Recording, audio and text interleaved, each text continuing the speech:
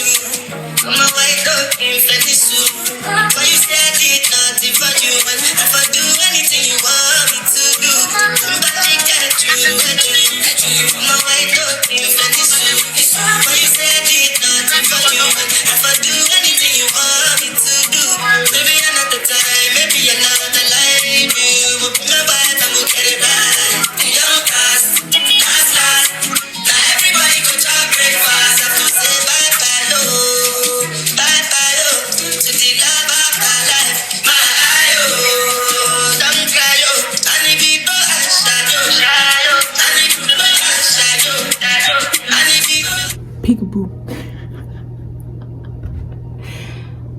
Hi y'all, welcome back to my channel. My name is Michaela Janae, and if you're new here, welcome. If you're coming back, welcome back. So I know I have not posted in a little bit. It's been about 2 weeks. Let me explain. I was sick which means I got backed up on my challenge of working out and stuff because I couldn't get out of the bed. I don't know what I had. I was throwing up, sick. I had a migraine. I don't know what it was. You know, I'm not claiming nothing. I know it wasn't COVID. That's what I do know. But yeah, I was sick, but I'm back. And now we're gonna hop back on the journey of our physical health. So I kind of got thrown off track of being healthy just because, not just being healthy, but like working out because I was sick. And so instead of doing my arm day, leg day, all that stuff, I just been going for walks around the neighborhood.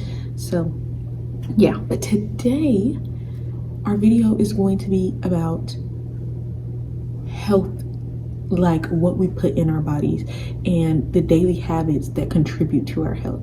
So let's get into the video. Barbra O'Neill, he told us to watch a video from Barbra O'Neill about like our women's health. And so I watched that, and then I went in a rabbit hole and started watching a bunch of her other videos, and I came across this video talking about the 8 laws of health. And she talked about, there's a shorter version of it where she's doing like an insert for a podcast, and then there's a longer version where she goes into depth into it. And so I'm just going to be breaking it down. On the grand scheme of things, the first law of health is pure oxygen. Getting outside, breathing fresh air from the great outdoors. Get out in nature, smell some air, breathe in some good air. Don't be stuck up in the house all day. The next law is sunshine. This goes hand in hand with pure oxygen. That's going outside. Get your vitamin D, y'all. Like, you really do need sunlight. And a lot of us now, more and more people are being stuck inside. They look pale. You can get vitamin D from eating like fish and egg yolks, cereals, orange juice. You can get liver. You can get vitamin D by eating things and stuff like that, but it is best if you go outside and you get your vitamin D from outside. That's pure vitamin D. Like, she also said the darker skin you have, the more vitamin D you need, which makes sense. Like, yes, we got all this melanin and stuff like that, but we do need sunlight. We do need sunlight. The third law of health is temperance. Temperance is really, like, I had to really look this up because I didn't know what it meant, and she explained it very well. She was saying like good things in moderation and other things not so much, like avoiding the bad. So chemicals And she talked about like plastics and stuff like that, and like the chemicals that are in the plastics. They get into your food when you warm it up with plastic, or when you drink bottled water out of plastic. She said if you can like warm your stuff up, use Tupperware that's glass Tupperware, and avoid other chemicals. She also promoted like an organic lifestyle. Why did I say life like that? She promoted like an organic lifestyle, so eating organic foods, because when farmers spray all those chemicals to kill the weeds, they're getting on the fruits and the vegetables and the stuff that they grow that we're eating. And we just consume it. Yes, you wash it, but you know, we're still consuming that. But if you're eating organic stuff, organic farmers are not allowed to use that stuff, or they can't be classified as organic. Yes, the organic way is expensive, but it's also better for you. Staying away from chemicals as much as possible, and not having, and I say too much of a good thing, because you can have a lot of fruits and a lot of vegetables and stuff like that, but you don't want to, and take your vitamins daily, but you don't want to take too many vitamins. You don't want to overdo it to the point where you're overloading your body with all this stuff that it has no place to go. You know what I mean? That's why, like, all good things in moderation. Rest is the next law, and it's very important that we rest. Very extremely important that we rest. Non-negotiable 8 hours of sleep. I am very guilty of not getting 8 hours of sleep, because I like to stay up to 2 and 3 in the morning, and sometimes 5 in the morning, go to bed, and then get up and go to work. Or get up early and do stuff. But rest is very important. You could do, the way she said it is, you could do a 9 to 5, so sleep at 9 p.m., up at 5 a.m., or sleep at 10 p.m., up at 6 a.m. And there's like different ways you can do it. If you work late night shifts, you know, the mornings that you sleep, but getting 8 hours of sleep is so important. And I've heard like different studies and different people say that, oh, you really only need 7 hours. Oh, you really don't need that much sleep. And I think that's a lie. I think that like our bodies are designed to rest, and like I've experienced not resting and burning out. Like I got really sick, and there was no cause to the sickness other than the fact that I didn't have any rest. I didn't rest at all. I was just go, and pulling all-nighters to finish homework, do homework, get early starts on stuff, staying up late, working, doing all the stuff I was supposed to be doing, but I did not allow time for myself and my body to just sleep, or to relax, or to just sit, you know. So I think that that's very important, and that is part of your physical health. And a lot of people were like, well, you know, sleep when I'm dead. That is a bad mentality to have. Like I feel like I used to have that mentality where it's like there's things to do, there's stuff to get done always, and I'll sleep when I'm dead, right? But like that's not a healthy way to live, because you're doing everything in the world except taking care of yourself.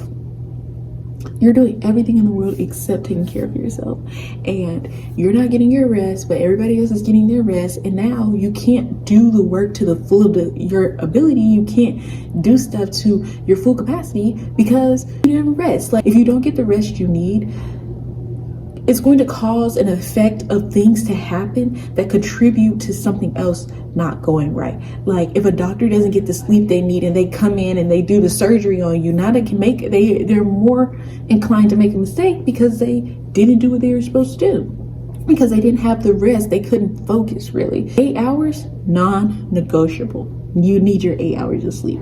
I'm not talking 7, not 6, not 5, 8 hours of sleep, which means you need to get on a steady schedule. You know what works for you. I say that a million times. You know what works for you, so work on what works for you, right? So exercise.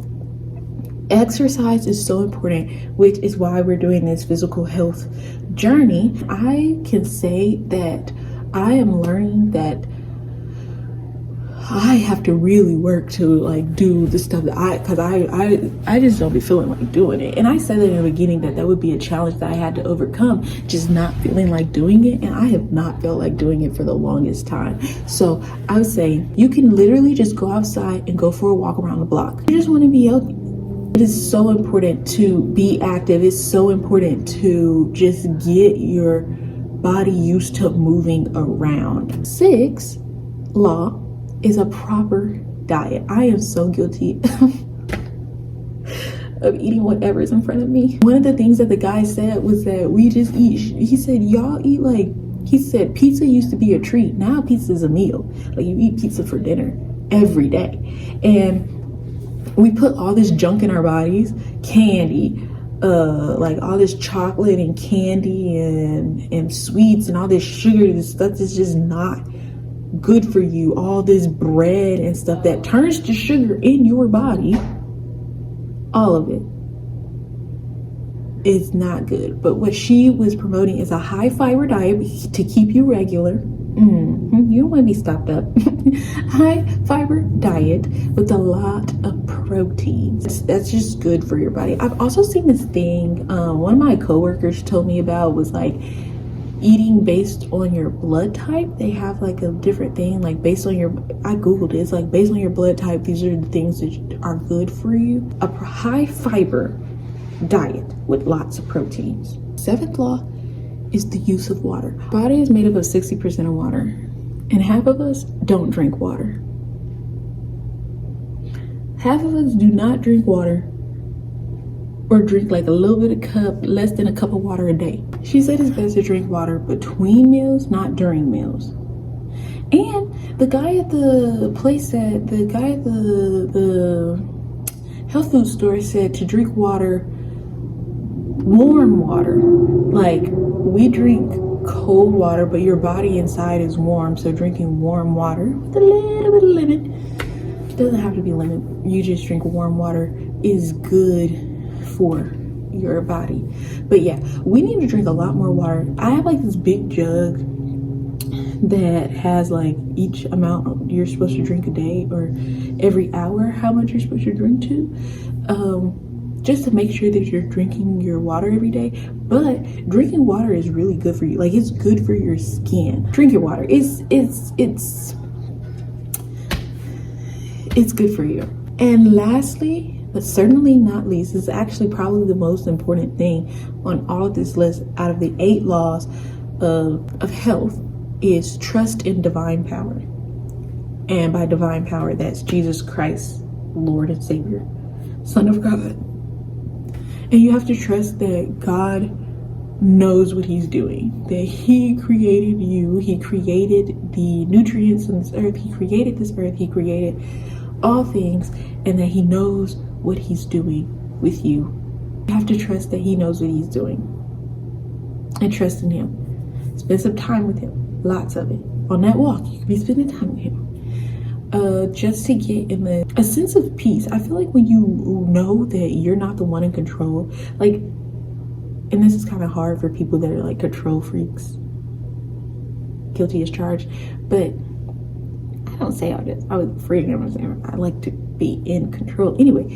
But when you know that he is in control of all things, and that he is the one that is going to ensure your safety and your health, then that you can kind of let things go and kind of just also live the life you know you're created to live. Because worry is very detrimental to your health. Stress, very detrimental to your health. And you're worrying and stressing out instead of putting your faith in his hands. Things don't always come on your timing, because God's timing is different from ours. So the things that you're looking for, the things that you want, the things that you think you need, or the things that you do need may not come at the time that you think you need them. They're not going to come at the time that you want them sometimes, but they're going to come on time. They're going to come when they need to come. They're going to come in his timing. And you just have to trust that he knows what he's doing.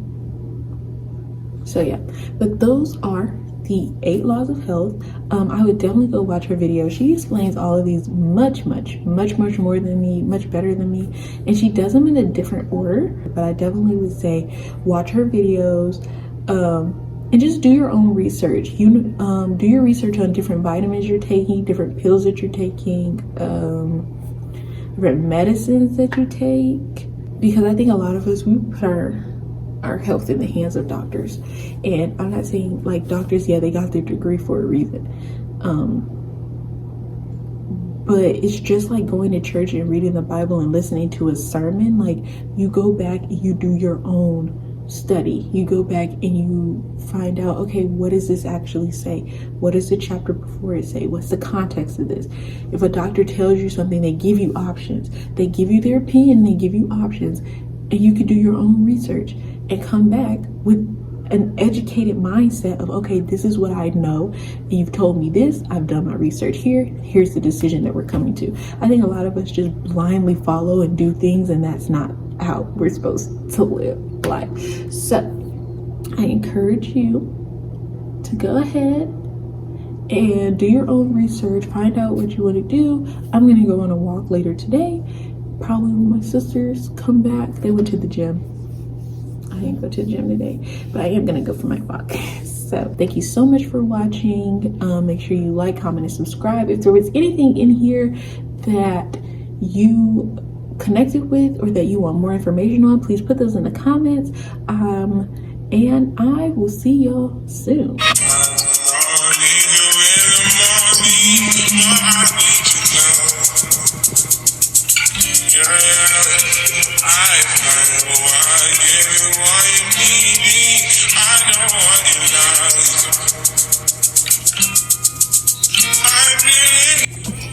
My legs are still asleep, but I gotta get this video done. Oh, this hurts. Okay.